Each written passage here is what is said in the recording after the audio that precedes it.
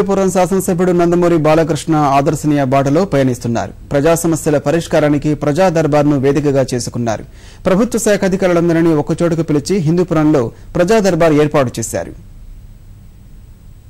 ఏర్పాటు చేయడం జరిగింది. ముఖ్యంగా అధికారులందరినీ ఇంతవరకు చేసిన అభివృద్ధి కార్యక్రమాలు ఇక్కడ హిందూపురంలో వాళ్ళందరి సహాయ సహకారాలు మరువలేనిది.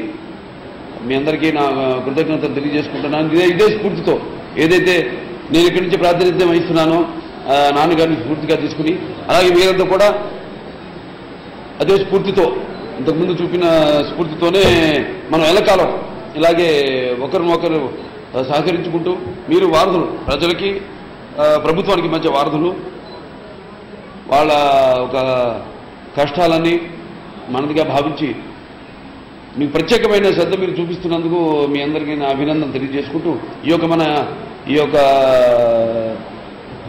మన మధ్య ఉన్న ఈ రిలేషన్ ఇలాగే కొనసాగాలని, అలాగే ప్రజలు ఎప్పటికప్పుడు ఈరోజు ఇక్కడ మున్సిపాలిటీ పెట్టుకున్నాము, అలాగే రేపు రూరల్లో, అలాగే లేపాక్షి, మన చిలమతూరు మండలాలు రేపు జరుగుతాయి ఇదే ప్రజా దర్బారు.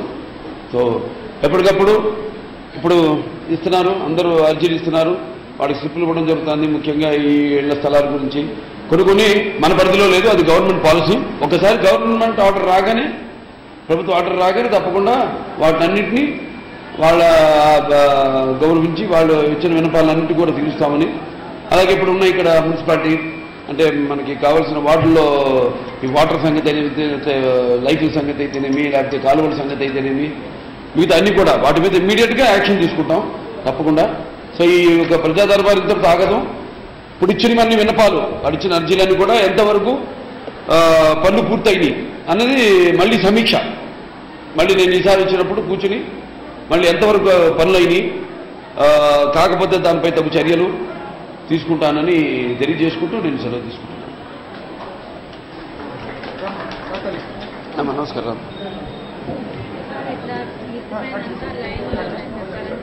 చెప్పాము, ఇందాక చెప్పాము.